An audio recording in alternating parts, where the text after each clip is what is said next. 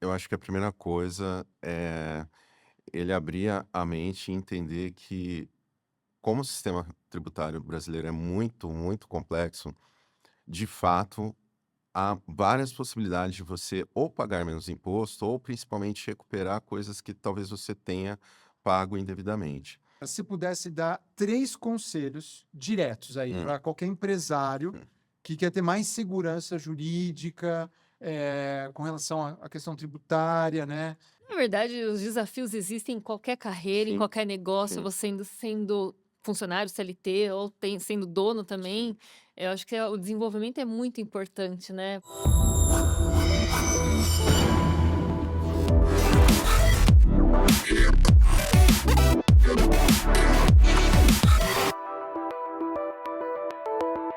Olá, empresário, empresária, mais uma vez bem-vindo ao Dono Pod, o podcast que é para você, empresário, empresária, trazendo vários insights. E hoje estou aqui, como de costume, com a minha super amiga de bancada, co-hostess, Renata Evans. Olá, tudo bem aí? Um prazer imenso estar aqui novamente em mais um episódio e hoje o episódio está incrível. Obrigada, viu, Alisson? Vamos lá, então. Hoje temos um convidado muito especial. Vocês já vão saber de cara porque é especial, pelo menos para mim, tá? Ele é advogado com mais de 25 anos de experiência, é especialista em direito tributário e estratégias de holdings patrimoniais, inclusive nos Estados Unidos. Graduado pela PUCamp, também é filho da PUC, assim como eu, tem especialização em direito tributário aplicado, direito contratual e pós-graduação em contabilidade e auditoria. Hoje, ele é uma referência no meio empresarial na região metropolitana de Campinas, auxiliando empresários na redução de impostos, proteção patrimonial e sucessão empresarial. Doutor Maurício Soares, muito bem-vindo e obrigado pela sua presença aqui no Dono Pod. Obrigado, Alisson. Obrigado, Renata. Prazer estar aqui com vocês. Espero poder contribuir um pouquinho aí com os empresários, a gente poder conversar um pouquinho aí sobre esse amplo ramo do direito tributário, contratual, empresarial. Legal, eu quero começar quebrando gelo, né. Vamos lá. Eu já sei, tô sabendo que vocês se conhecem de longa data. Sim, sim. Me conte essa história, onde vocês se conheceram e quanto É, tempo? Assim, vai entregar um pouco da idade de vocês, então, né. pode ter que falar a parte boa só, né, Renata? Não falar as coisas que a gente É, as fazia. coisas críticas é É. melhor não estar em público aqui, ó. Eu conheço o Alisson há mais de 30 anos, né? Nós nos estudamos juntos no ensino médio, na Fundação Bradesco. Depois também estudamos na PUC. O Alisson começou e parou ali no direito, mas também começamos ali na área do direito juntos. Então, assim, é um prazer muito grande estar aqui. Conheço ele já das molecagens da época do ensino médio, mas também de várias coisas boas aí que a gente passou pela vida, né? Ó, foi um prazer enorme, né, te reencontrar aí mais próximo agora nessa fase, ter acompanhado aí, né, o início, a gente deu esses primeiros passos, né, e eu fui até o quinto ano de direito na PUC e abandonei no quinto ano. Eu conheço um monte de advogado, tá? Então, ó, você é empresário aí, sabe que por falta de assessoria jurídica não pode ser, tá? Tem que ter vários bons advogados. E detalhe, a Renata é doutora também. Sim, Renata é doutora, então o caos pode ser muito mais apurado aqui. Ela atuou, Ah, tô atuou, firme. advogou, mas né? não no tributário. Não no Não, não. tributário, né? Tributário o pessoal foge, né, Renato? O pessoal foge do tributário. Você teve aula também, né, com o doutor Heitor Regina? Heitor Sim, Regina, sim. no terceiro ano, não foi isso? No quinto, se eu não me Terceiro, engano. terceiro e quinto, eu É, acho. é. Eu Terceiro e acho que o quinto. terceiro foi com o filho dele na época, quando eu fiz. Ah, eu já É, peguei. É é. que você entrou. Você fez um ano de economia, não foi? Foi o primeiro ano de Você fez economia, economia, depois. eu fui para o direito. É, Exato. tá. É. Legal, bacana. E aí, também tive aula, você teve no primeiro ano com o doutor Aristeu Regina. Quando a É. gente está falando de Regina, eu estou lembrando de Campinas. Sim, sim. Não, doutor Aristeu, enfim. Deslocou? Com Silvio Arthur, várias. Doutor Silvio Arthur, defensor público. É, E vamos falar mais um nome aí super tradicional, se a gente está falando de direito, né? Doutor Álvaro Iglesias. Iglesias. Iglesias. Esse tem história. Lógica jurídica. Esse tem história na PUC. Eu sou pós-graduado em lógica jurídica. Você pegou DP, como 3 todos. vezes. 3 anos. Quem não pegou DP? Sabe por que eu fiquei feliz com essa história, Maurício? Que disseram, né? Eu passei a acreditar, tá, Renato? De verdade, eu passei a acreditar. Que é o seguinte, eles deixavam os melhores alunos de DP. Ah, é? Poxa, então. Agora eu tô feliz. Eu me sentia desprestigiado, DP fiquei, também? lógico, Não teve lógico. como. Eu Acho que conheço são alguém poucos que não ficaram, É impressionante. A primeira aula, Renata, com o Álvaro Iglesias, de lógica jurídica, você está no primeiro ano, é diferente hoje, né? A gente está falando de 1998, 99, ou seja, 99, literalmente no milênio passado, né? Você tinha lá 40 alunos na sala de direito, na PUCamp, e aí, de repente, na aula dele, começava a chegar gente. Muita Tô gente. DP. Mas muita DP. gente. Tipo, dobrava o número de alunos. Sim. E não tô brincando, sério. Ficavam umas 60, 70 pessoas na sala, tudo em pé atrás. Ele fazia a chamada, né? Ele não olhava, ele não fazia contato visual com a sala. Ele simplesmente fazia a chamada. E à medida que ele ia fazendo a chamada, o pessoal Ia ia embora. embora. Lembra disso, né? E que louco. Só pra gente fechar o assunto do Álvaro Iglesias aqui. A primeira prova, ele só fazia a prova de sábado de manhã. Você lembra disso também? Eu não lembro se era sábado de manhã, Alisson, de verdade eu não lembro. Sábado de manhã, ele só fazia as provas de sábado de manhã. E ele organizava a sala, ficava uma fileira virada para frente, É isso. uma fileira Isso virada é. para trás, uma fileira virada para frente, uma para trás. Nossa. E era uma prova diferente para cada fileira. É. Não, Era era o nível de psicopatia do cara. uma coisa de louco, De assim. louco, era Mas assustador, né? Pro primeiro assustador, ano, a gente tinha assustador. aula com o Iglesias. Muitas E aí pessoas pararam a faculdade ali mesmo.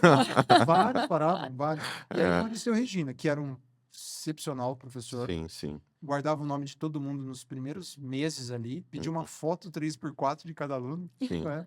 Tinha um carômetro dele. E aí quando alguém, por exemplo, fazia assim e tal, ele parava a aula dele, falava, apontava o dedo e falava, deslocou? Lembra disso? Que figura. Figura Figuraça. Tá, vamos, pô, lembrando das nostalgias É aqui. bom É, demais muito lembrar bom, dessas bom, né? recordações. Muito bom. Maurício, ó, todo empresário se pergunta, tô pagando imposto demais? A resposta geralmente é sim, né? Nós estamos no Brasil, uma das maiores cargas tributárias das do maiores do planeta, mundo. né? Quais são os maiores erros tributários que pequenos e médios empresários cometem sem perceber na sua avaliação, doutor? Eu acho, Alisson, que na verdade, assim, o grande problema, né, é que, sim, nós pagamos muitos impostos, mas o grande problema, acho que do empresariado também, é que ele não foi preparado para, na composição do preço dele, do serviço dele, entender que o imposto também fazia parte. O imposto, ele não aumenta de uma hora para outra, vamos assim dizer, né? Então, ele é um custo mais fixo até do que outras variáveis que tem na formação do preço. Os erros muito comuns é não compor no seu preço o imposto. Então, muitas vezes o empresário fala assim, um prestador de serviço fala assim, eu vou prestar um serviço por X, e ele esquece, se ele tiver em determinado regime tributário, que sobre aquele X vai ter uma percentual de imposto. E aí, quando ele soma os outros custos, que é despesa com pessoal, despesa com aluguel, despesa com isso, ele fala que o imposto é o grande culpado daquela falta de lucratividade do negócio dele.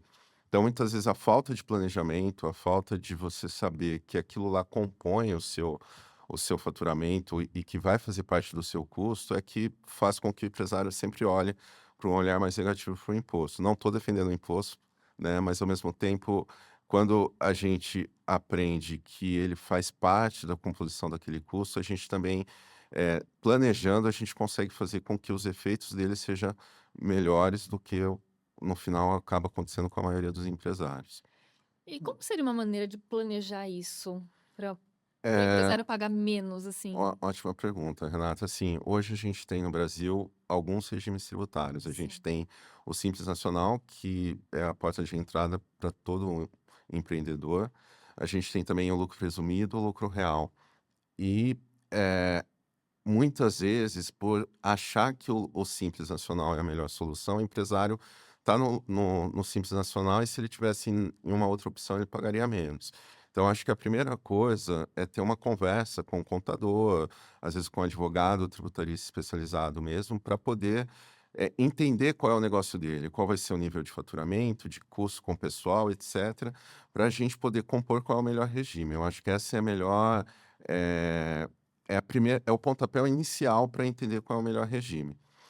Uma coisa também que a gente precisa ficar muito atento, e já é para já, é que a gente precisa pensar que a partir do próximo ano a gente tem uma reforma tributária que já está vigente. Ela foi aprovada e ela vai refletir numa mudança completa do sistema tributário atual. Então, se o empresário atualmente já não sabe como que são os impostos Nossa, dele, vai ser aquela imagina. confusão. Ano que vem. Então, o planejamento, o diagnóstico, né? O diagnóstico da situação da empresa é a melhor solução para você evitar de ter problemas futuros em relação ao tributo. A gente pode ter outros, mas em relação ao tributo, um diagnóstico bem feito, com apoio de um contador, de um advogado, ajuda bastante para que o empresário evite ter problemas em relação aos impostos. Tá, eu acabo tendo muitos clientes de consultoria. Eu sou técnico contábil, né? Por incrível que pareça, mas nunca fechei um balanço na minha vida, nem pretendo, né? Mas conheço bons contadores, sei que você tem uma vivência muito profunda com contabilidade, Uhum, e isso acho que é até um diferencial, né? Na uhum, questão aí tributária. Eu acabo lidando, me deparando com pequenas e médias empresas, e algumas assim, com 100 milhões de faturamento quase uhum. no ano, tá? Na qual o contador orientou esses empresários a simplesmente ir abrindo novos Nossa. simples nacional. Uhum. Se puder, eu sei assim, não sei profundamente, mas eu sei que não Essa é pode estar uma, bom isso, né? essa é uma prática muito, muito comum, né? O Simples Nacional ele tem um limite de 4.800.000, 3.600.000 no nível estadual e municipal, então a partir daí a tributação já começa a ser como dos outros regimes a nível de imposto estadual e municipal, e 4.800.000 geral. E o que muito contador recomenda é assim, então abre um CNPJ no seu nome, outro CNPJ no nome da sua esposa, no nome do seu filho, e você vai tendo vários CNPJs.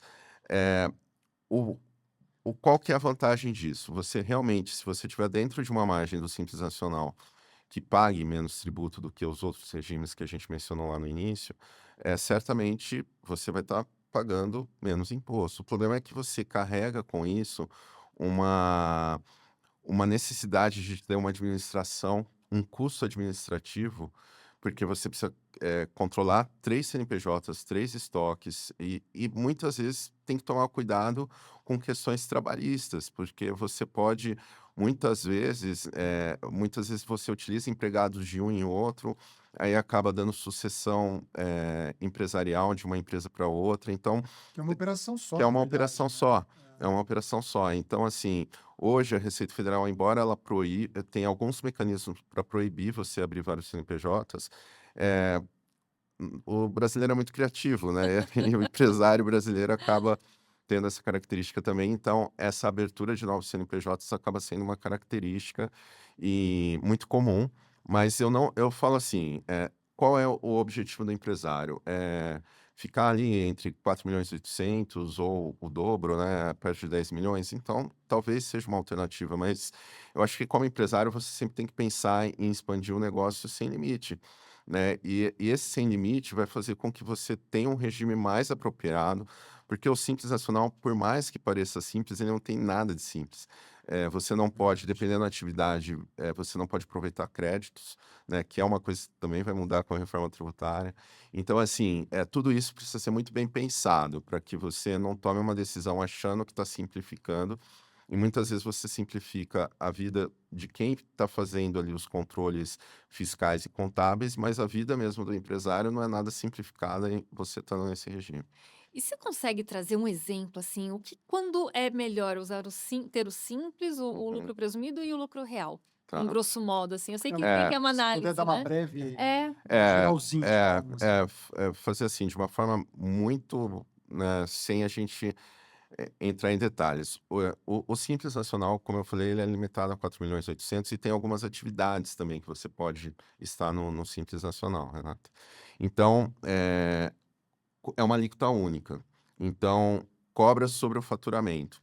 Uma das vantagens é que, dependendo também do anexo que você está no Simples, porque tem mais isso, o Simples tem 5 anexos, cada anexo é dependendo da atividade que você está. Dependendo do anexo, a parte previdenciária é menor do que os outros 2 regimes que a gente vai falar. Então, basicamente, para você optar no Simples, você tem um faturamento sobre até 4.800.000 e dependendo muito da atividade, porque tem atividade que você não pode estar no Simples. Tá. Lucro presumido. O lucro presumido é interessante porque é um percentual fixo sobre o seu faturamento que vai ser considerado o seu lucro. Então, por exemplo, para prestação de serviço, presume-se que o percentual do lucro é 32%. Então, se você faturou 100, 32 milhões seria o seu lucro. E sobre esses 32 milhões é que vão ser calculados os impostos. Indústria 8% e tem outros percentuais. Então, qual que é a conta que você tem que fazer? Se o seu lucro é maior do que os 32%, você fica no lucro presumido, porque ele é limitado aos 32%. Agora, se o lucro é menor do que os 32%, aí vem outro regime, que é o lucro real, que é a diferença de tudo aquilo que você faturou com as despesas que você tem. E aí é calculado os impostos sobre essa diferença entre o faturamento e as despesas. Não sei se deu para entender, porque é Deu bem complexo, perfeitamente. mas Para dar uma é ideia. uma Mas ideia assim. exatamente, até para quem está assistindo aqui, né, o podcast, para saber, entender, nossa, eu tô dentro dessa faixa, Sim, deixa eu procurar um advogado, um sim, tributarista para poder eu fazer o certo, né, e fazer o que é menos custoso. sim. Eu estou recentemente conduzindo, não é nem com consultoria, como advisor, né, uma empresa que passou por essa situação. Eles estão Uhum. saindo, eles tinham vários super simples aí, né? Aham. Vários CNPJs. Eles mudaram de contabilidade e aqui também fica um recado, né? Eu costumo dizer, olha, dentro do ambiente empresarial, contador, advogado e consultor, você nunca fica com uma opinião só. Não significa que um profissional é bom e o outro é ruim, não é isso. Eles têm experiências diferentes, visões diferentes, estratégias diferentes, abordagens diferentes e opiniões diferentes, né? Como modos operantes diferentes. Então, é importante você ter outras opiniões e o empresário ele poder tomar a decisão com mais input, mais Propriedade, dados, né? mais propriedade, exatamente. E aí, sabemos que há uma engenharia, né? Eles já trocaram de contabilidade, foi para um escritório mais parrudo, mais estratégico, mais atuante, mais consultivo, né? Primeiro ponto que eu quero levantar aqui, né? É muito comum essas áreas que eu citei, o empresário, o empresário brasileiro, né? Ele manter por um relacionamento, porque o cara estudou, porque é amigo, porque o pai indicou e tudo mais.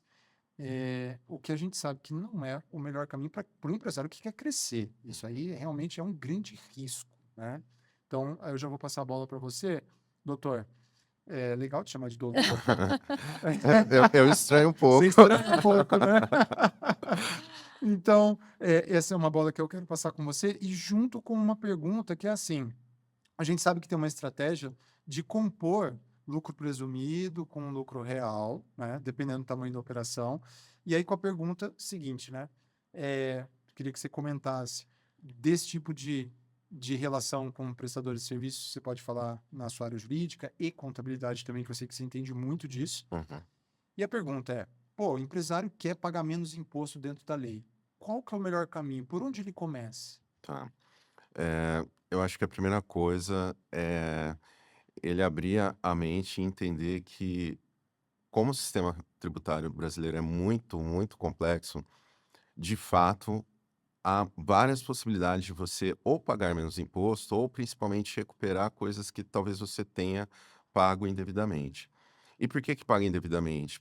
Justamente por conta dessa complexibilidade, os contadores, o pessoal interno, fiscal, muitas vezes eles não conseguem acompanhar, a legislação que vai mudando diariamente. A legislação brasileira tributária é muito louca, porque a gente tem que pensar que são 27 estados, cada estado tem a sua legislação, não sei quantos mil municípios, cada município tem a sua legislação, ou seja, essa complexibilidade além da legislação federal. Então, muitas vezes você vai prestar o serviço, você está em Campinas, vai prestar em Valinhos, que é aqui do lado, é uma legislação completamente diferente, você tem que ver quem vai reter, etc e tal. E nessa loucura, muitas vezes você reteve indevidamente, então você pode pedir uma recuperação, você pode. é, Qual é o melhor caminho? Como iniciar, né? Que foi a sua pergunta. Eu entendo que tem que haver um consenso do empresário, em conjunto com o seu contador, em conjunto com o consultor, como você mencionou, e também com o advogado tributário, para fazer esse diagnóstico da situação da empresa. Primeiro, para ver se está no regime tributário correto. Segundo, para ver se existem possibilidades de créditos que eram para ser aproveitados e não foram. Então, tudo isso é importante. E uma coisa que é muito importante também é tomar muito cuidado, porque, infelizmente, nos últimos anos, o mercado de recuperação tributária cresceu de uma forma assustadora. A gente até conversou numa Conversou outra oportunidade sobre isso. isso, né, Alisson? É. E existem muitas empresas que oferecem milagres para recuperar tributos dos empresários, porque elas procuram justamente aqueles empresários que estão ali enforcados, endividados, e aí, olha, a gente vai dar um alívio no seu caixa, a gente vai recuperar imposto. E muitas vezes elas fazem por caminhos que não são corretos, né? Vai lá, retifica uma declaração de maneira indevida, porque hoje em dia com certificado digital as pessoas têm acesso às declarações das empresas, retificam, geram créditos falsos, esses créditos são aproveitados, só que a Receita tem 5 anos para verificar se aquele crédito deveria ter sido utilizado ou não. Então, eu acho que o mais importante, o pontapé inicial mesmo, é você contar com uma equipe multidisciplinar, com pessoas capacitadas que possam te dar orientação e você tomar o caminho seguro. Eu diria assim que 80% das empresas brasileiras têm possibilidades ou de pagar menos ou de recuperar algum tributo. Isso é visível, assim, porque os regimes foram as leis foram criadas, alteradas e foram abrindo brechas para isso. Então, independente da atividade. Só que para atingir os números esperados, é preciso contar com profissionais que façam isso de maneira séria, porque senão depois o prejuízo pode ser muito maior do que você ter um alívio imediato e depois lá na frente ter uma autuação da Receita Federal cobrando o imposto que não deveria ter sido recuperado, mais multas, juros, etc. Muito doido isso, né? Muito. Tem um caso para contar para gente, assim, Tenho alguns, assim, interessante para o empresário que está ouvindo a gente? na verdade, assim, eu tive, Alisson, há alguns anos atrás, há 5 anos que agora eu estou, vamos dizer assim, exclusivamente na advocacia tributária. Mas há um tempo atrás eu compartilhava as duas atividades. Eu tinha advocacia tributária e também escritório de contabilidade. E a gente, às vezes, era procurado, especialmente na contabilidade, por empresários que estavam trocando de escritórios ou que estavam com problemas por conta de ter buscado alternativas de créditos tributários e depois ter sido glosado. Então, aconteceu muito, assim, questões de eh, contratar empresas, a empresa vai lá, faz a recuperação. Na época da pandemia, teve muitas empresas que ofereceram por conta do PERSE, que era um programa específico para empresas da área do turismo, para a área Então, venham grandes empresas oferecendo, olha, eu vou recuperar o imposto para vocês. Esses clientes foram lá, deram toda a chave, vamos dizer assim, da empresa, que na verdade é os certificados digitais, para essas empresas fazerem tudo o que prometiam fazer. E depois de 3, 4 anos, eles foram autuados. As empresas sumiram, eles pagaram os honorários de Meu 20, Deus. 30% sobre o valor de crédito de milhões, às vezes 5 milhões de crédito, imagina, cobrando honorários de 20, 30%.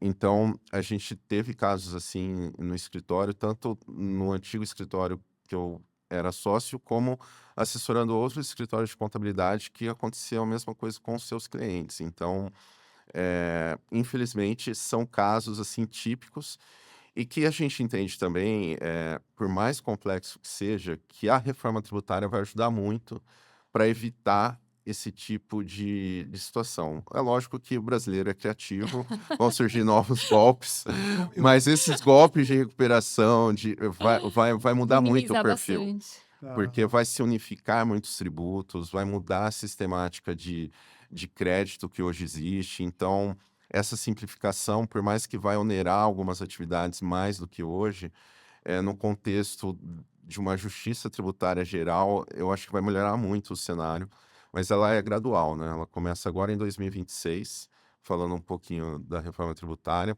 Ela começa agora em 2026 e vai até 2031, 32, Nossa, vai uns 5 ser de forma anos aí. gradativa, Entendi. mas eu entendo que vai ser um Um ótimo, avanço. um avanço muito E, grande. e quais, aproveitando, né, o gancho aí, que eu acho que é um assunto em pauta, né, Aham. bem legal. Quais são as primeiras mudanças que vão acontecer? E o que que o empresário tem que ficar atento nesse Atento. momento?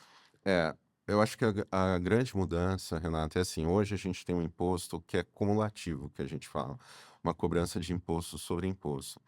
E eles querem implementar o IVA, que é o imposto sobre o valor agregado, ou seja, já foi cobrado sobre a etapa anterior, não cobra-se de novo, vamos assim, de forma bem simples. Eu acho que a grande mudança essa mudança de conceito vai ajudar muito, porque hoje a gente vê, por exemplo, muita empresa que sai de São Paulo para ir para um estado X.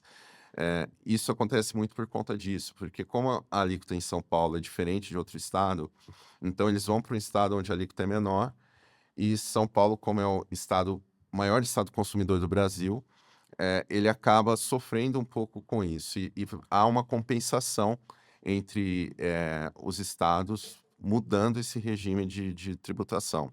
Eu acho que a outra grande vantagem é que vai haver a simplificação. Hoje a gente tem vários impostos e a gente vai ter o IBS, que é o Imposto sobre Serviço, e isso vai facilitar bastante a cobrança, porque ele vai substituir alguns impostos, né? A gente vai substituir ISS, vai substituir o PIS, COFINS. Então, vão unificar os impostos em um só, e isso também vai facilitar para o empresário. O Simples Nacional vai continuar para algumas atividades. Eu ia te perguntar isso. É, Simples, a o previsão é que Simples, ele a previsão é continua que ele continue para algumas atividades. para algumas Para algumas atividades. Vai atividades, diminuir o vai número de diminuir, atividades. na verdade, vai diminuir o interesse para algumas atividades. Ah, Porque como não vai essa possibilidade de você aproveitar créditos, que também vai ser possível para algumas atividades no Simples, vai fazer com que o empresário veja de uma maneira mais estratégica. Estar no Simples exclusivamente por conta do limite de faturamento, e não mais por uma questão de criar vários CNPJs, etc e tal. diminuir a tributação a Diminuir a partir de estar no tributação. Simples, Exato, né? exato, exato. Então, acho que é Entendi. um avanço. Essa reforma também a gente tem que ser justo, não é uma reforma que foi construída agora, é uma reforma que está sendo construída há muitos anos, há muitos anos. Eu peguei, por curiosidade, para ver algumas coisas que eu escrevi na minha época de faculdade, porque eu fiz a monografia na época de direito tributário, e o assunto era reforma tributária, isso lá em 2003.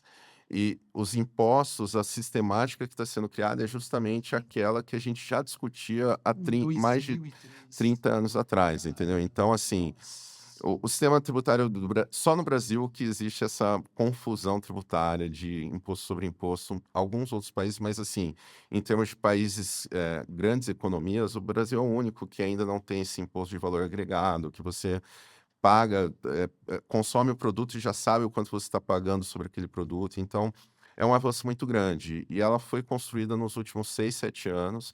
E o Congresso, porque há muito jogo de interesse, né? Ah, Então, sim, os como lobbies o diversos. Congresso é representado por vários estados, os estados não querem perder receita, os municípios não querem perder receita. Então, foi uma briga Algumas muito. bancadas, alguns É, setores alguns específicos, setores, né? né? Uhum. Então, também foi criado o imposto do pecado, que é sobre aqueles produtos de Bebida, bebida, cigarro. cigarro, né? Então, eu acho que há um consenso, mesmo independente dos partidos, né? Mas eu acho que há um consenso geral que era necessária a reforma e que ela vai ser bem-vinda. Agora, o que é mais importante os empresários saber é que eles precisam se preparar para ela, né? Porque se o empresário hoje, nesse esquema confuso, já não entende muito bem o que tem que fazer, essa mudança rápida pode fazer com que o cenário seja ainda pior. Legal. A gente tem um tempo aí para, né, para os empresários buscarem um profissional Sim, adequado para poder ver como que se vai ser adequar. se adequar a partir do ano que Hashtag vem, né? Maurício Soares, É, é por rio sim. favor. Aliás, nossa, gente, é muito tenso, né? A tributária é um Não, assunto tributário. pesado. É um assunto. É, Matemática, é contabilidade, complexo. aspectos. Deve queimar os neurônios, Um né? pouquinho, um pouquinho. E no dia a dia você faz o quê para poder tirar tudo isso da cabeça, né? Qual que são os hobbies, assim, para você poder É, Boa, hein? Boa. equalizar ali, equilibrar? tirar um pouquinho da tensão, né? É. Na verdade, assim, eu tenho, nos últimos anos, e a gente estava até falando também um pouquinho antes do início, a questão dos filhos, né?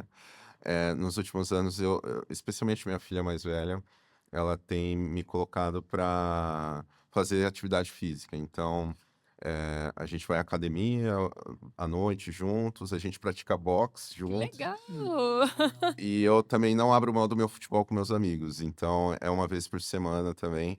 Então, são coisas assim que, por mais que seja corrido, por mais que a gente, né, seja ali com a cabeça saindo fumacinha, eu paro, tento dar também prioridade para isso. Era uma coisa que eu não tinha como meta, mas eu acho que nos últimos anos eu consegui introduzir de uma maneira a ficar no meu cotidiano para distrair um pouquinho, porque é, antigamente eu tinha mais hábito de ler, confesso, do que hoje.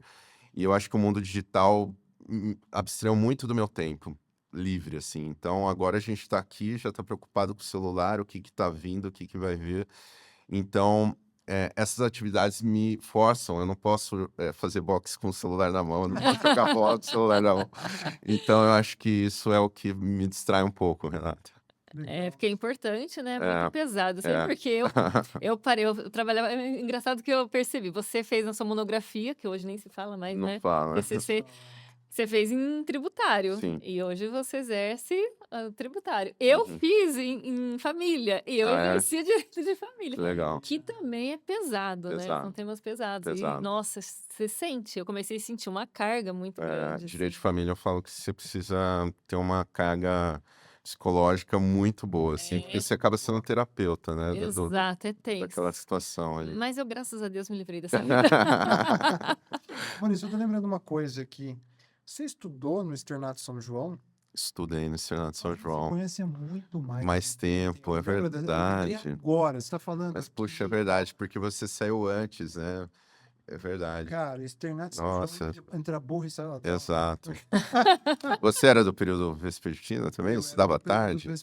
vespertino, era isso, vespertino. Então, ou seja, a gente se conhece de Nossa, é melhor não fazer criança. conta, então. Melhor não fazer conta. Não vai Cara, entregar a Você idade. entrou lá quando no Externato Eu São estudei João? a vida toda lá, Jardim? do jardim à oitava série. Jardim, professora Adriana, no primeiro ano. Qual que era o nome das tias lá? Putz, eu tinha a Sônia, foi A minha tia Sônia, Sônia, do Jardim, é do isso? jardim era a Pô, Sônia. então a gente estudou na mesma classe, é isso? Pode ser, olha só, olha. Era Tirando Mas é do verdade baú. mesmo, mas é verdade mesmo. Agora, se fosse falando, A gente se conhece há a mais gente de teve. 40 anos. A gente, Direto a do gente tem essa, túnel do a tempo. gente teve essas coisas assim de estudar e você saiu por algum motivo. Eu acho que você foi para São José antes. Então, eu tive. Isso aí é legal. Eu estudei no Externato São João no Jardim também, eu entrei.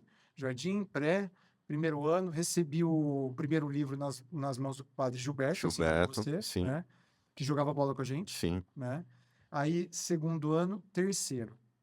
No terceiro ano, teve uma situação, eu não me lembro exatamente, eu era bem criança, mas teve uma situação de plano econômico, minha família, que era bem humilde, assim, ficou totalmente sem grana, e eu tive que ir para um colégio de estado. Tá. Eu fui estudar numa escola chamada Sofia Welter Salgado, em Campinas. Lá na Vila Teixeira, tal. E foram 6 meses mais traumáticos da minha vida. Sem brincadeira. Então, mas foi complicado. Se eu não tivesse um amigo lá que eu acabei fazendo amizade com ele e ele me protegesse ali, eu não sei se eu estaria aqui para contar a história. E aí minha mãe se desesperou porque eu tinha medo de ir para a escola. Tá.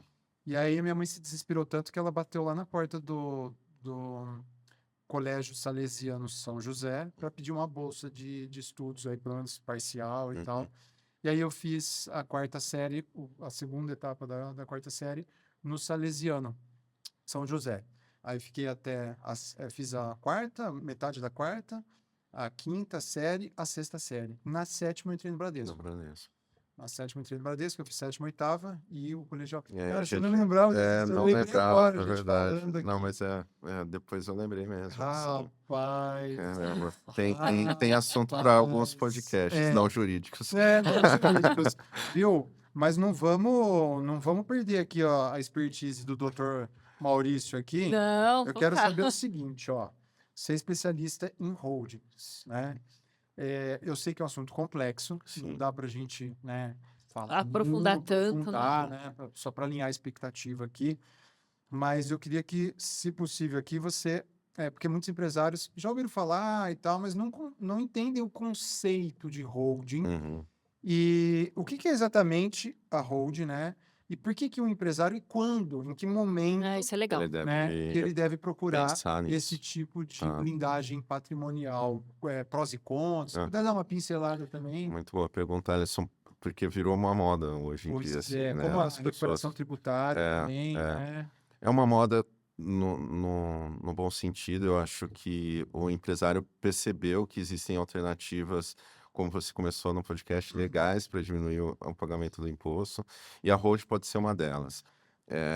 Existem algumas necessidades ou algumas situações que colocam o empresário frente à necessidade de pensar numa hold.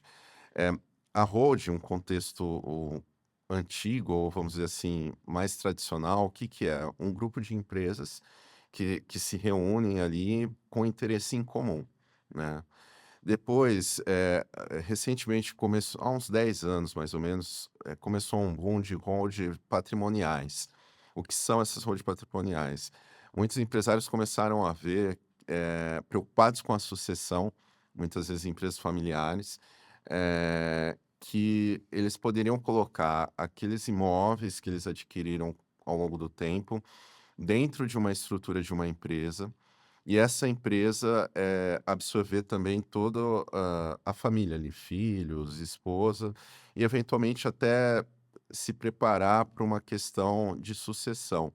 Então, esse foi, eu acho que o carro-chefe, e muitos empresários começaram a fazer isso quando eles possuem um número X de imóveis, um patrimônio preocupado com essa questão de sucessão. Existe também a possibilidade de você fazer holding quando você tem um grupo de empresas e você quer proteger essas empresas, porque elas vão crescendo muito, vão crescendo, e você começa a ver que se você perder o controle administrativo ali por uma questão de responsabilidade societária mesmo, você pode comprometer todas as outras empresas. Então você cria uma empresa, vamos dizer assim, matriz, que é responsável por conduzir o negócio, e as outras vão segmentando. Então, uma presta um serviço específico, a outra produz a peça X, a peça Y, e todas elas reportam o resultado a essa holding principal. Hoje em dia, também existe uma opção que algumas pessoas viram, principalmente nos últimos anos, com essa questão de, poxa, o que que vai ser do Brasil? Preocupados, começaram a pensar numa mistura de patrimonial com sucessão, com também querer sair do Brasil, e pensaram em abrir possibilidade de abrir empresas fora do Brasil. Os Estados Unidos, ele tem uma possibilidade interessante, que você abre uma holding, você a partir da compra de um imóvel, e existe uma certa facilidade para você abrir esse tipo de negócio nos Estados Unidos. É outra dinâmica, É uma muito dinâmica, fácil, é uma né? dinâmica mais fácil. E aí muitos empresários começaram a ver isso. Olha, então eu vou levar meu patrimônio em forma de imóvel, adquirindo esse imóvel, por exemplo, nos Estados Unidos, né? A gente fala dos Estados Unidos porque é o que chama mais atenção e que as pessoas procuraram, acreditando que possa haver uma estabilidade maior, né? Em termos de economia, né?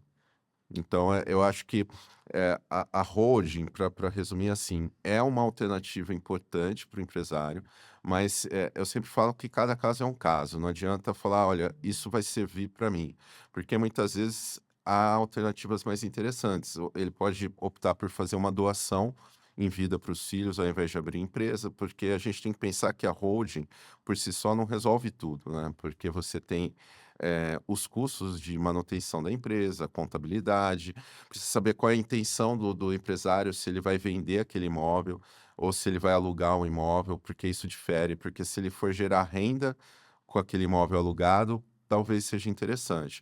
Agora, se ele pretende comprar e vender, talvez não seja interessante a parte tributária. Então, você precisa pensar na questão sucessória, você precisa pensar na questão tributária, na questão administrativa do negócio. Então, tem vários detalhes e cada caso é um caso. Então, a gente precisa conversar, entender qual é a intenção do empresário, a intenção daquela família, a destinação dos imóveis, dos negócios, enfim. É bem Tá. complexo, né? É um É, tema bem complexo. Então, assim, falando de holding, né, que tá super na moda, não existe uma regra que serve para Uma todos os receita de bolo. empresários, uma receita de bolo, porque o que parece hoje em dia É. é que tem essa receitinha de bolo. Então, e tem alguns riscos também.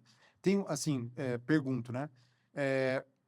Se tem esses riscos, quais são? E qual que seria um momento adequado? Porque eu sei que tem que justificar financeiramente, Uhum, como uhum. você bem colocou.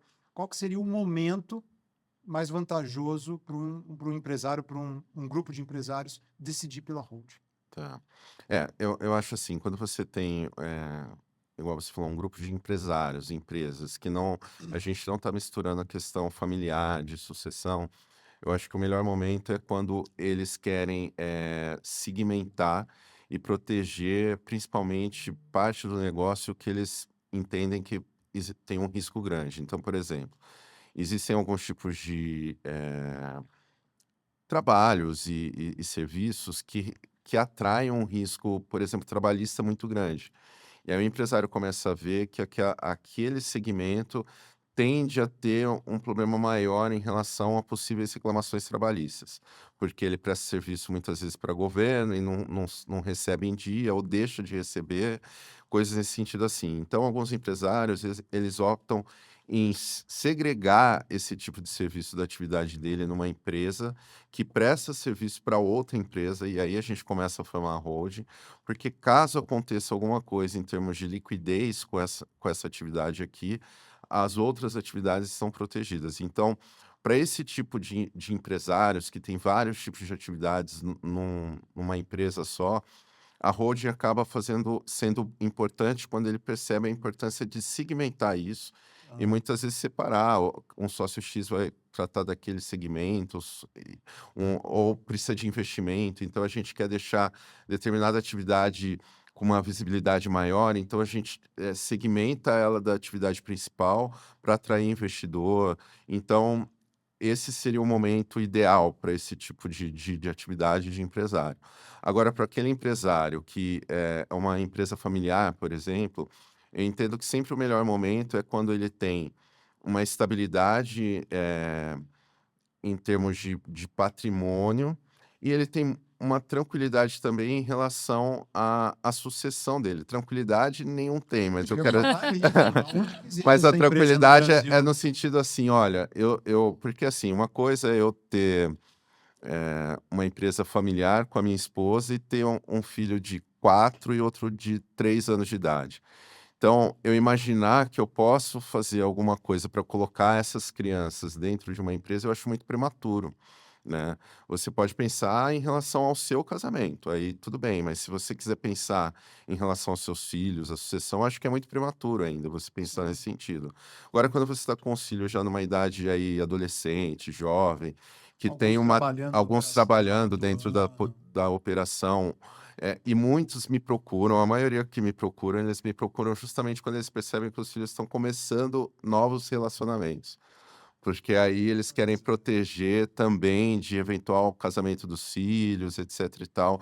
Então, para esses empresários ou para esse tipo de empresa familiar, seria esse o momento, né? Quando ele percebe que tende a aumentar essa. Tem um número mínimo, assim, olha, daqui, em termos de patrimônio, de Não. Não faturamento, tem. não tem É um... engraçado. É diferente de quando a gente estava falando lá dos regimes tributários, né? Que a Tá. gente fala de milhões e tal.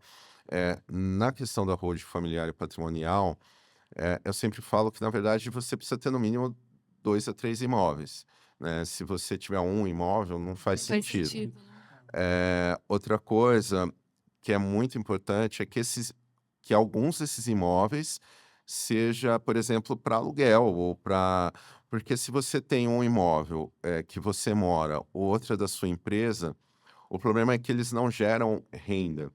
E qual que é a grande sacada das holdings, assim, vamos dizer? É porque quando você tem uma renda, por exemplo, de aluguel, e esse imóvel está na pessoa física, você pode pagar até 27,5%, que é a tabela do imposto de renda. Agora, quando você leva esses imóveis para uma empresa, se você tiver, por exemplo, no lucro presumido, a faixa mais ou menos sobre o faturamento que você paga é 11%, 11 a 12%. Menos da Nossa. metade. Então essa é a grande Benefício. benefício, né? E é para esse número que você precisa ver. Agora, se você tem um imóvel que não tem rendimento de aluguel, talvez não seja Vale o a pena. caso. Se você está pensando só na sucessão, talvez valha a pena você fazer uma doação em vida para os filhos, com cláusulas de incomunicabilidade, empenhorabilidade, etc. Testamento pode ser uma alternativa. Então, nem sempre para sucessão a holding é a melhor alternativa. Por isso que a gente precisa entender o perfil daquela família, daqueles bens, para poder oferecer uma alternativa mais adequada. Tá. Vale fazer uma revisão, por exemplo, porque eu sei que virou uma moda. Uhum. Todo mundo tem holding agora. Todo Muito. empresário, Tô me todo sentindo empresário. fora Fora o peixe fora do aquário, eu não Se tenho. vocês não têm holding aqui, tem alguma A perna. gente vai resolver isso hoje. É bom que já tô pegando aqui os Já vou resolver isso hoje. detalhes. Não, mas falando muito sério, vários clientes meus, o hold já foi feito, tal, e eu fico assim, como eu não entendo profundamente, eu Uhum. costumo dizer, eu não entendo de contabilidade, né? Não entendo da hold, que não é minha expertise, mas não entendo de, talvez ali, finanças especificamente, mas eu entendo de negócios Uhum. e de pessoas, né? Você acha que valeria a pena uma revisão se o cara já constituiu uma Se ele já holding, ele constituiu. pegar uma segunda opinião, uma Sim, segunda visão, sim. você acha que para validar? Porque É, pode ter uma cagada ali, é, escondida. eu acho assim, quando ele fez esse projeto e ele consegue visualizar em números, por exemplo, aquela vantagem daquela escolha, aí talvez não caiba, porque ele já está visualizando que ele está tendo uma economia X, Y. Quando a gente faz um projeto de hold, por exemplo, o primeiro passo que do estudo que eu faço para os meus clientes é justamente demonstrar numericamente quais são as vantagens e desvantagens para ele em termos Legal. tributários. Agora, pode ter realmente, Alisson, situações em que o empresário fez a holding imaginando que seria a melhor alternativa e não foi e não é, E ele né? acredita que está E ele sendo acredita que está sendo. E precisa tomar muito cuidado, porque eu acho que esse é o momento, porque a gente pensando que a gente está partindo para um cenário de mudanças de alguns tributos aí por conta da reforma, Tá. o que foi vendido para ele que ele economizaria na holding em termos de sucessão, pode ser que ele não economize daqui 6, 7 anos, caso a sucessão não ocorra antes disso. Então, tudo isso precisa ser estudado e pensado. Mas, via de regra, eu entendo que se ele fez essa opção, é para dar certo. Espero que esteja. Desejamos do fundo do Desejamos do coração. fundo do coração, porque Tá. também não é uma operação simples, né? Você tem que Exato. constituir, fazer a integralização desses imóveis dentro do capital da empresa. Isso é para gerar custo. Então, se você falar assim, tem um empresário que falou que tem todas as empresas, todos os imóveis dentro da hold e não gerou custo nenhum, então tem alguma coisa errada. Então, é bom chamar a atenção dele, porque isso é para gerar custo. É uma transferência, você está transferindo da pessoa física para a jurídica, é como se fosse uma venda, então tem custo. Só que a ideia é que o custo seja menor do que o que seria se ele mantivesse na pessoa física esses imóveis. Nossa, legal demais. É um Top, assunto- né? É muito legal, muito legal. E me veio uma coisa na cabeça, vocês estudaram juntos aí há 40 anos. Pior que se fizer as contas, não é melhor não. Vamos pensando da Fundação Bradesco que quando começou a Melhor, história. melhor. E aí, quem que era o melhor aluno da classe? Eu quero trazer todo mundo Fazer pertinho fogo. aqui, ó. E agora, Maurício? Eu acho assim, nós dois éramos ótimos alunos, Ah, com Era características verdade. diferentes. Com características diferentes. Eu acho que o Alisson sempre se destacou mais entre aspas, fazendo um esforço menor, porque ele é muito inteligente, assim, então eu Você é muito Oh. gentil. é, Você é muito gentil. e eu acho que eu tinha que me esforçar um pouquinho mais, ralar ali, mas eu sempre gostei muito de estudar também, né? Então, mas eu acho que os dois, assim, não tem, Não, não, a gente se destacava. É? Falando eu não sério. vejo ele como. Tirando o Iglesias, a gente não tem um histórico de DP. Foi só ele também. Não, o Silvertur também. O Silvertura eu Primeiro ano. O também Silvertur, fiquei. né, deixava no Os primeiro ano dois. todo mundo. Aí eu abandonei ele e fui pro Santos para poder resolver a minha vida. E nenhuma história engraçada para compartilhar aqui. Ah, Alguma que possa, né? Não vamos alguma que comprometer. possa. Na verdade, eu acho que tem uma Sem história. comprometer muito. Sem É, complementar. Muito, pelo Mas menos. vamos. Assim, eu acho que a época da Fundação Bradesco era uma época que talvez seja a melhor época da vida de todo mundo, assim, né? Que você tem 15 anos. entre os 14 aos 17, 18 anos, que você acha que pode tudo e que vai conhecendo muitas coisas diferentes. E como o Bradesco era uma escola com muitas regras, eu acho que ainda hoje talvez seja um pouco, né? Com certeza não Mas não tanto tanto quanto quanto. Então, assim, Nada é, mas não era antes. os meninos tinham que fazer a barba, tinha que ir com a unha cortada, tudo não podia usar uniformizado. brinco. Então, Camiseta era uma cabelo escola atrás. de verdade muito rígida. E tudo aquilo que fugia das regras, assim, pra gente era uma vitória. Então, assim, a gente já teve. A gente tinha, por exemplo, não sei se você lembra da época da empresa que a gente tinha lá, Techform. Techform. Era muito legal. E era uma empresa que era uma empresa, assim, era Fictícia. fictícia e dividia em setores. E teve uma época que o pessoal viu que as coisas estavam sendo decididas muito pela direção, né? E aí a gente resolveu fazer um jornalzinho. Só que o Alisson não está diretamente envolvido e teoricamente nem eu, porque foi um grupo de amigos que faziam estágio juntos na Unicamp. E aí chegaram para mim, ô Maurício, a gente pode pôr seu nome? E fizeram um jornal, imagina, no Bradesco, um jornal Super contra rígido. aquilo. E distribuiu para todos os alunos contra. E aquilo virou uma história de me chamar na coordenação e falar: não esperava isso de você, que não sei o quê. O Alisson também, com a história dele na época da educação física, lá tentar colocar fogo no quiosque.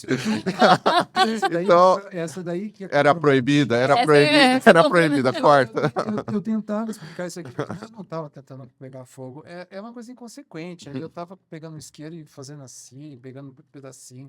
Aí a tiazinha lá. Mas tudo aumentava demais no Bradesco. Eu acho que por conta dessa rigidez, então, Nossa, era um um negócio manifesto que você fizesse falando que era contra como as coisas estavam Já gerava acontecendo, burburinho. ou ligar um isqueiro, já era, vai botar fogo na negócio escola, louco, né? um negócio louco. Então, Tudo bem que era meio arriscado, né? Porque era de palha. Né? Era meio Se fosse um arriscado, pouquinho né? mais pra É, cima, tinha um Fosse, né? risco, né? Eu lembro, tem uma história legal, acho que você vai lembrar também. Cara, isso me marcou demais, demais. O júri simulado. sim, sim. Puta merda. Era que muito Tinha uma legal. semana de estudos. O Ensinapu. Bradesco. Nossa, No Bradesco, é Na semana desse, cara. porque a gente tinha uma matéria de direito, né? Ah, tá. Foi onde a gente, Quarto ano. onde teve o primeiro contato com É. direito, onde eu decidi que eu ia fazer direito. E ele Doutora- decidiu não finalizar no último No ano. último ano, Dou- Ivete. Doutora Ivete. Doutora que Não é Ivete. Sangalo. É, Doutora Ivete, advogada. advogada. Advogada. Foi sensacional. O júri simulado, eu fui o advogado de defesa e a Raquel. Verdade, da Raquel? a Raquel. Raquel Davi. Raquel e eu fui o juiz, Você é foi o verdade, juiz, é cara. verdade. Você Olha, foi o juiz. é que eu tava lembrando ainda do anterior, Você do foi o terceiro juiz. ano, mas é isso mesmo, no Porque o quarto ano terceiro foi a isso. gente só Era os assistia assistentes, né? É assistentes, verdade. E a gente todo metido lá, já É. com direito lá. Eu Eu acho que foi o- daí que ele era acusação. É verdade. eu era- E não, nós Raquel era três, acusação. depois fizemos direito, né? Eu Nós acho que três muito Olha, influenciados que pelo. legal. É. Foi super influente. Uma A história- Raquel e o Alisson não deram continuidade ao direito, acho que só eu. Só Mas eu não você. quis ser juiz, não quis ser A juiz. Raquel abandonou quando, velho? Eu abandonei no quinto ano. A Raquel se formou, ela se Ah, formou comigo, é. legal, boa. Mas Pelo ela, menos- mas ela não atuou. E aí eu tenho que deixar aqui registrado também, né? Rogério e Fernando. Rogério Veiga e Fernando Fernando Prazato, né? Prazato. Eram os três, é o trio Parada Dura, né? Aham. O Maurício, ele fazia parte da turminha dos nerds mesmo. Não que eu não fosse. Então vamos registrar aqui, né? A Karina, a Michele, Karina Durigan, Michele Conceição, Franco Franco Godoy, e é isso? E Franco Kozaka, Osaka e Rogério Rogério Frediani. Gente, Ferdiani. esses momentos são muito bons, né? Pra Fique relembrar. registrado, então. Fique registrado o nome Mas que a deles. gente, com certeza, é registrado, mas que a gente está cometendo várias injustiças. Alessandra, enfim, vamos, Alessandra. Não, estamos cometendo senão vai injustiças aqui. ficar muita gente fora. Vai ficar aqui, né? Mas tá bom. Vamos lá. Tem uma pergunta aqui. Cara, se pudesse dar 3 conselhos diretos aí para qualquer empresário que quer ter mais segurança jurídica com relação à questão tributária, né? Pensando um pouquinho no ano que vem, aí já a partir da reforma, quais seriam, pagar menos imposto, quais seriam aí? 1, 2, 3, assim, direto. Tá, 3 conselhos. Eu acho que o primeiro é revisar contratos, Alisson. É uma coisa muito, parece ser muito simples, né? Mas que as pessoas deixam de dar importância para o contrato. E você até, eu acho que no podcast anterior você citou isso, né? Que você pegou lá um modelinho de contrato pela internet, Me ferrei. né? Então, assim, a gente não dá importância para o contrato que devia dar. E eu acho que isso é muito importante porque muitas vezes ali naquelas relações, se você não revisar, você pode ter um prejuízo financeiro muito grande e muitas vezes até tributário por conta de um contrato mal redigido. Então, eu acho que revisar contratos, eu acho que é sempre a porta de entrada. Boa. Outra dica importantíssima é o diagnóstico tributário. O diagnóstico tributário, eu falo assim, é a mesma coisa de você ir ao médico uma vez por ano para saber como que tá seu coração, assim. O diagnóstico tributário é para saber como que tá a saúde tributária da empresa, porque muitas vezes você está no automático e você pode estar pagando ou deixando de recuperar alguma coisa que poderia estar fazendo por falta desse diagnóstico. É simples, não dói, podem procurar os profissionais da área que... Isso é o seu trabalho, como Sim, tá. sim. Então é legal procurar o advogado Sim, o especialista, especialista não é nem o no escritório de o contabilidade que escritório de contabilidade, muitas vezes, ele tem condições de fazer, até porque parte do nosso trabalho junto com a prescinde da contabilidade. Então, eu falo assim, o profissional contábil é o maior parceiro do advogado tributarista, tá? Mas, obviamente, se tiver esse olhar nosso, assim, principalmente no olhar preventivo e no olhar do futuro mesmo do sistema tributário, então acho que o diagnóstico seria a segundo dica, né, que você Segunda pediu. dica. Terceira. E a terceira, Alisson, é assim, empresário, não desista da sua empresa, não desista do negócio. Pare de culpar o imposto, o governo, porque infelizmente no nosso meio é muito comum a gente vai ver assim, não tá dando certo por porque causa eu do pago muito imposto. imposto. E não é isso, não é isso. Talvez você realmente esteja pagando muito imposto, mas a sua empresa não está dando certo porque você está pagando muito imposto. Tem outras coisas, e o imposto a gente pode te ajudar que não seja O o empecilho ali. empecilho, né? Então, pare de olhar de forma negativa para o imposto. Essa é a grande visão, porque quando a gente olha de maneira negativa para o imposto, a tendência é sonegar, é fazer com que, então eu vou. E eu fico muito feliz quando o empresário, depois de fazer, vamos dizer assim, a lição de casa, ele fala assim: poxa vida, eu estou faturando, estou pagando meus impostos certinho e estou bem. Né? Então, assim, ele dorme tranquilo, ele não. Porque a gente tem que pensar que a Receita Federal. Sempre tem o risco, né? Assim, a Receita Federal do Brasil é uma das mais modernas do mundo em termos de informatização, né? Tanto a Receita Federal como as receitas estaduais em São Paulo. Então, assim, essa questão da informatização, nota fiscal eletrônica, sistema bancário, etc., tudo isso serve para que eles possam cruzar de forma automática as informações. Então, o empresário, se quiser dormir tranquilo, pense que a Receita está de olho na gente a toda hora, entendeu? Se ela 100%. quiser, ela sabe que hoje eu tomei um cafezinho, entendeu? Então, assim, para a gente poder dormir tranquilo e ter a nossa vida empresarial tranquila, a gente precisa entender que o imposto faz parte ali do jogo, como a gente falou no começo do podcast. Então vamos pegar de novo aqui. Então, ó, 3 dicas para o empresário que quer ter mais segurança jurídica, pagar menos impostos e ficar dentro da legalidade. Número 1. Revisar contratos, Número 2. diagnóstico tributário, E terceiro. não reclamar do tributo e olhar para o negócio como um todo, assim, avaliando todos os custos, inclusive os tributos. Que, aliás, aqui a gente tem o Alisson, que é especialista Sim, nisso, né? sim. Em gestão aí Em gestão empresarial. empresarial, Para isso, né? né? Aí você vê que E- muito do seu trabalho tem a ver com a gestão Sim, empresarial. sim, Esse é um ponto muito importante também, né? Porque muito tem a ver com gestão profissional, práticas administrativas eficientes, um bom planejamento estratégico, né? Uma governança parruda, realizada, né? Realmente ali formalizada. Esses são aspectos fundamentais, né?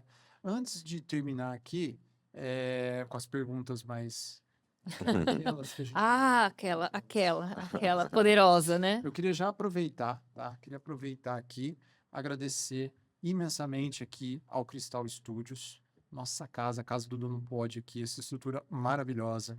Você que é de Campinas ou da região, venha fazer, de verdade, venha conhecer o estúdio, venha tomar um café, entre em contato, porque vale demais a pena. Todos os convidados aqui do Dono Pod, quando entram aqui, ficam de queixo caído impressionados. com a estrutura aqui. Show de bola, valeu, parceria nota 11, tá? Quero agradecer também ao Gestão Independente, o nosso hub de soluções empresariais, do qual eu sou um dos fundadores, junto com o Ricardo Malê, junto com o Daniel Baldassalini, meu sócio nessa plataforma, que é aí o patrocinador do Dono Pod, né? Valeu, então, vocês que precisam aí de uma mentoria executiva, de uma orientação para uma gestão profissional. Nossa proposta é que o empresário esteja no controle, mas livre da operação e com tempo para poder Ah, cuidar da gente, holding, isso é o para poder sonho de curtir a É o sonho de consumo. todos. vida, né? Mas vamos lá, ó. Nós fazemos uma pergunta aqui, que é... Vou deixar a Renata fazer, mas vou dar, né? A primeira. eu vou A deixar você primeira. fazer, então. Tá. É assim, o Maurício, além de ser um amigo aí de infância, além de ser um técnico contábil de primeira linha, além de ser um advogado tributarista aí, referência aqui na região, ele também é empreendedor, também tem Sim. negócio, já foi sócio de outros negócios, já teve problemas, estava me contando, né? Como a grande maioria.